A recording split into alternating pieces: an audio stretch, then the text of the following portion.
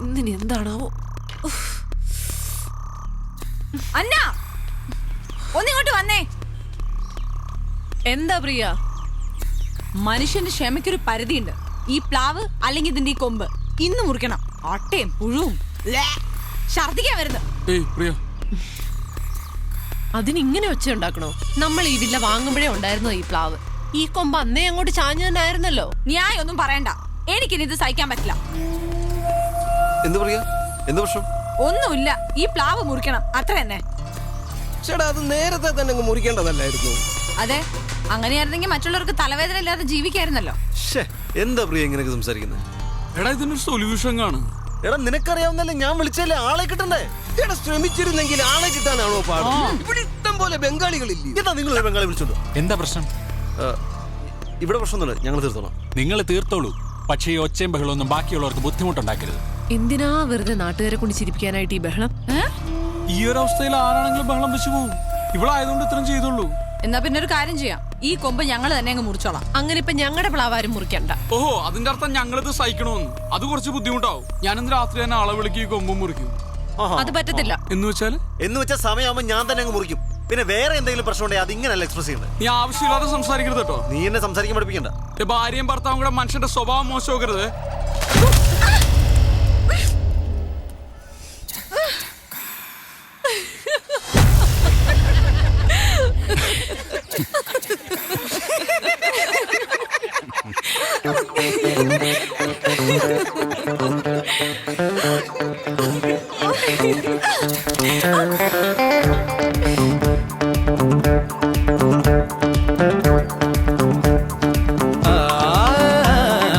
ഉലകിൽ കാരണമില്ല പലവിധ കലഹം പതിവല്ലേ. ഒരുപാടടുപ്പമോടിരുന്നാൽ അതും ഒരു മടുപ്പായി തീരല്ലേ. എന്താ വേണ്ട? ഒരു കോഫി വേണം.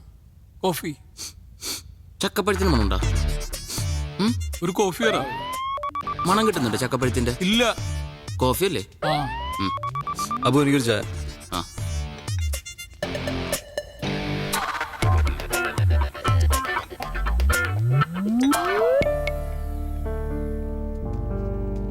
എടാ, എന്നാ. ഞാൻ ചോദിച്ചത് കോഫിയാണ് അബു. ഞാൻ ചായല്ലോ. ഇതിപ്പോ അങ്ങോട്ടും ഇങ്ങോട്ടും ഒന്ന് മാറ്റിയാ പോരെ? ഇത്രയേ ഉള്ളൂ. മതി. എന്താണ് ഭൈ? മാധവ്, ഡാ, ഇച്ചായം വന്ന് വിളിച്ചു, ഞങ്ങൾ പോയി. അത് ഇത്ര വലിയ ഇഷ്യൂ ആക്കേണ്ട കാര്യമൊന്നുമില്ല. ആര് ഇഷ്യൂ ആക്കി? അത് നിങ്ങളുടെ പേഴ്സണൽ ആയിട്ടുള്ള കാര്യമാണ്. അത് നമ്മളെ ബാധിക്കുന്നില്ല. എടാ പ്രിയ, ഇത് ഇത്ര ഇമോഷണൽ ആയിട്ട് ഡീൽ ചെയ്തുകൊണ്ടാണ് സംഗതി ഇത്ര വഷളായത്. അന്നേം ഡീൽ ചെയ്തത് വളരെ ഇമ്മച്ചോടായിട്ട് എനിക്ക് തോന്നിയത്. ഓഹോ, തർക്കിക്കാൻ ഞാനില്ല. എനിക്കും തർക്കിക്കാൻ ഒരു താല്പര്യമില്ല. ആ പ്ലാവ് ഞാനങ്ങ് മുറിച്ചേക്കാം, അപ്പൊ പ്രശ്നം തീർന്നല്ലോ. അതായിരിക്കും രണ്ടു കൂട്ടർക്കും നല്ലത്. അതല്ല മാധവ് നല്ലത്. അത് മുറിക്കണ്ട, അത് അങ്ങനെ തന്നെ നിൽക്കട്ടെ എന്ന് പറയുന്നതാണ് നല്ലത്. തത്വമൊക്കെ പറയാൻ ഭയങ്കര എളുപ്പമാണ് ചെറിയ.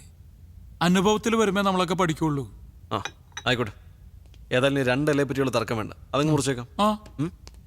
നിങ്ങൾ രണ്ടാളും ജയമോ സാറെ വിളിക്കുന്നുണ്ട്, പെട്ടെന്ന് ചെല്ലാൻ പറഞ്ഞു. Sir, good morning. ഇന്നത്തെ ഫാബ്രിക് ഒന്ന് മാറ്റി പിടിക്കാം. മറൈൻ ഡ്രൈവിൽ ചക്കമോർസ് നടക്കുക കോർപ്പറേഷന്റെ നേതൃത്വത്തിൽ. നമ്മുടെ സ്പോൺസർ തന്നെ അതിന്റെ സ്പോൺസർ. ഇനി മുതൽ ഒരാഴ്ചത്തേക്ക് ഈ ചക്കമോർസുമാണ് നമ്മുടെ ഫാബ്രിക്. തുടങ്ങിക്കോ. ചക്കയാ സർ? ചക്ക വേണ്ട സർ. സർ, നമുക്കൊരു മാങ്ങ വല്ലതും പിടിക്കാം. മാങ്ങയില്ലെങ്കിൽ കുഴപ്പമില്ല, വല്ല തേങ്ങ. ചക്കപ്പഴത്തിന് വരും തേങ്ങപ്പഴം. ഞാൻ എന്റെ സ്പോൺസർ പറഞ്ഞതിന്റെ അപ്പുറം വേറെ ഒന്നും ചെയ്യില്ല. സർ, ഈ ചക്കക്കുരു ഭയങ്കര ചീപ്പ് ഫാബ്രിക് ആണ് സർ. ഞാൻ നിങ്ങളോട് ചക്ക വിഴുങ്ങാനല്ലോ പറഞ്ഞത്, പരിപാടി അവതരിക്കാനല്ലേ പറഞ്ഞത്. ചെല്ല് ഫുൾ ഡീറ്റെയിൽസ് ഉണ്ട്, പോയി പ്ലാൻ ചെയ്യും. മധുരം കട്ട. സാറിന് ചക്കട മണമുണ്ടോ? എനിക്കും കിട്ടി. എനിക്ക് മണത്തോ?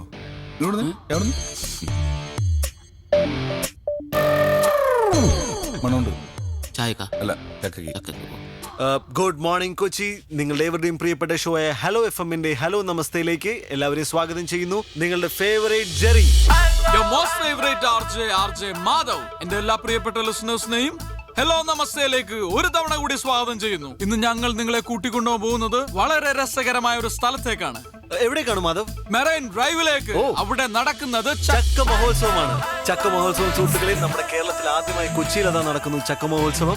ചക്കയെ പറ്റി പറയുകയാണെങ്കിൽ ചക്ക മലയാളികളുടെ ഇഷ്ട വിഭവമാണ്. ചക്കയട, ചക്ക പായസം, ചക്ക അവിയൽ, ചക്ക വരട്ടിയത്, ചക്കത്തോരൻ, ചക്ക പുഴുക്ക്, ഇങ്ങനെ ഒരുപാട് രസകരമായ വിഭവങ്ങൾ നമ്മൾ ചക്കയിൽ നിന്നുണ്ടാക്കുന്നു. അതേപോലെ പറയാൻ വിട്ടുപോയ മറ്റൊരു കാര്യമുണ്ട്. മാധവന്റെ വൈഫ് പ്രിയ വളരെ നല്ലൊരു ബേക്കറാണ്. അവർ വളരെ നന്നായിട്ട് ചക്ക കേക്ക് ഉണ്ടാക്കുന്നതാണ്. അതെ, ബേക്കർ ആവുക എന്നുള്ളതും ചക്ക കൊണ്ട് കേക്ക് ഉണ്ടാക്കുക എന്നുള്ളതും അതൊരു ക്വാളിറ്റിയാണ്. ഒരുപക്ഷെ അത് കഴിക്കാനുള്ള ഭാഗ്യം എന്റെ പ്രിയപ്പെട്ട സുഹൃത്തിന് ഉണ്ടായിട്ടുണ്ടാവില്ല. നമുക്ക് മാറ്ററിലേക്ക് തിരികെ വരാം. ചക്ക മഹോത്സവം. അതിനോടനുബന്ധിച്ച് ഞാൻ ഏവരോടും റിക്വസ്റ്റ് ചെയ്യുകയാണ്, എല്ലാവരുടെയും വീട്ടിലൊരു ഒരു ചക്കക്കുരു നടുക. അതൊരു പ്ലാവാകട്ടെ, കേരളം ഒരു പ്ലാവളമാകട്ടെ. ചക്കക്കുരു നടുന്നതിന് മുമ്പ് നിങ്ങൾ ഒരു കാര്യം ആലോചിക്കുക.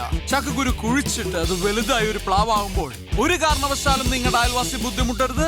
അദ്ദേഹത്തിന്റെ ജീവിതം ഒരിക്കലും നിങ്ങൾ താറുമാറാക്കരുത് എന്ന് പറയാൻ പാടില്ല. അതൊരു തെറ്റായ പ്രയോഗമാണ്. അതങ്ങനെ പറയാൻ പാടില്ല. അതിലേക്ക് നമുക്ക് പിന്നീട് കടക്കാം. പ്ലാവില് നമ്മൾ നൊസ്റ്റാൾജിയാണ്. പ്ലാവിലുണ്ട് കുമ്പിള് കുത്തി കഞ്ഞി കുടിക്കാത്തവരെ ആരുണ്ട് സുഹൃത്തുക്കളെ? അതേപോലെ തന്നെ നമുക്ക് എല്ലാവർക്കും അറിയാം, ചെറുപ്പത്തിൽ നമുക്ക് നമ്മുടെ അച്ഛനപ്പന്മാര് തൊപ്പി ഉണ്ടാക്കി, പ്ലാവിനോണ്ട് തൊപ്പി ഉണ്ടാക്കി നമ്മുടെ പോലീസുകാരാക്കിയിട്ടുണ്ട്. നിങ്ങളുടെ പ്ലാവ് മുഖേന അയൽവാസിക്ക് ബുദ്ധിമുട്ടുണ്ടാവുകയാണെങ്കിൽ തീർച്ചയായിട്ടും പോലീസ് ഇടപെടുക തന്നെ ചെയ്യും. അത് പറയുകയാണെങ്കിൽ അത് ക്ഷുദ്രന്മാരുടെയും വിവരദോഷികളുടെയും ഭാഷ മാത്രമാണ്. മാത്രമല്ല ഞാൻ ഓർമ്മിപ്പിക്കുന്നു, പോലീസുകാർ മരം വെട്ടുകാരല്ല. അതുപോലെ തന്നെ പോലീസുകാരെ ഭയന്ന് ആരും ഇതുവരെ മരമോ മരത്തിന്റെ കൊമ്പോ വെട്ടാറില്ല. മാധവ്, എന്റെ അയൽവാസി ഒരു പ്ലാവ് നടുകയും അത് മുഖേന എന്റെ ജീവിതത്തിനെയോ അല്ലെങ്കിൽ എന്റെ വീടിനെയോ ഏതെങ്കിലും തരത്തിൽ ബാധിക്കുകയാണെങ്കിൽ തീർച്ചയായിട്ടും പോലീസ് ഇടപെടുകയും ആ പ്ലാവ് മുറിച്ചു മാറ്റുകയും ചെയ്യും. ചെറിയ നമുക്കൊരു സോങ്ങിലേക്ക് കിടക്കാം. Madhav, take it from me. എന്റെ പ്ലാവല്ല, അതിന് കൊമ്പ് പോട്ടൊരു ചില്ല പോലും വെട്ടാൻ ഞാൻ സമ്മതിക്കില്ല. അത് മുറിക്കാൻ പറ്റുമോ ഇല്ലയോ എന്ന് നിനക്ക് ഞാൻ കാണിച്ചു തരും. എടാ, നിന്നെ പോലൊരു കിഴങ്ങനെ ഫ്രണ്ടാക്കി എന്നെ പറഞ്ഞാൽ മതി. ഞാനില്ലെങ്കിൽ ഷോ നടക്കില്ലായിരുന്നു. നീയാടാ കിഴങ്ങൻ. ഞാനല്ലേ കാണായിരുന്നു. എന്ത് കാണാനടാ? നീ എന്തുണ്ടാക്കി?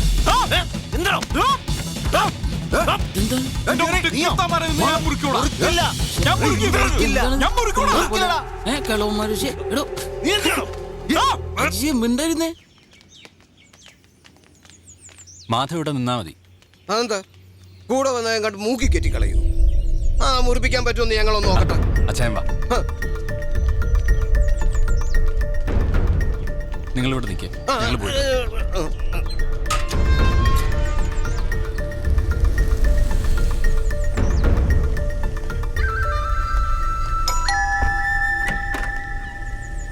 ഞങ്ങൾ കമ്മിറ്റി കൂട്ടിയിട്ട് നേരിട്ട് വരുന്ന വഴിയാ. ഇരിക്കൂ.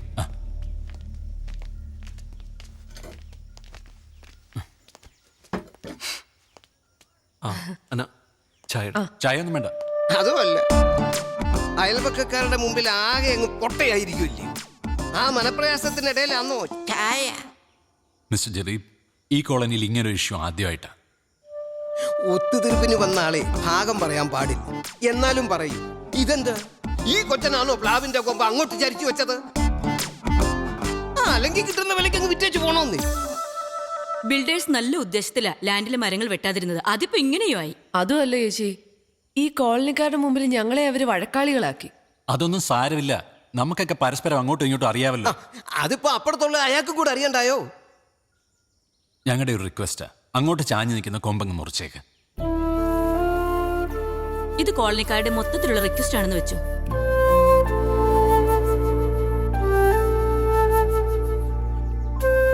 ഒരുത്തനെയും പേടിച്ചിട്ടൊന്നുമല്ല. നിങ്ങളോട് റെസ്പെക്ട് ഉണ്ടല്ലോ. മുറിച്ചേക്കാം. കൊമ്പല്ല, മരം തന്നെ മുറിച്ചേക്കാം. Thank you Jerry, thank you. നമുക്കിറങ്ങാം.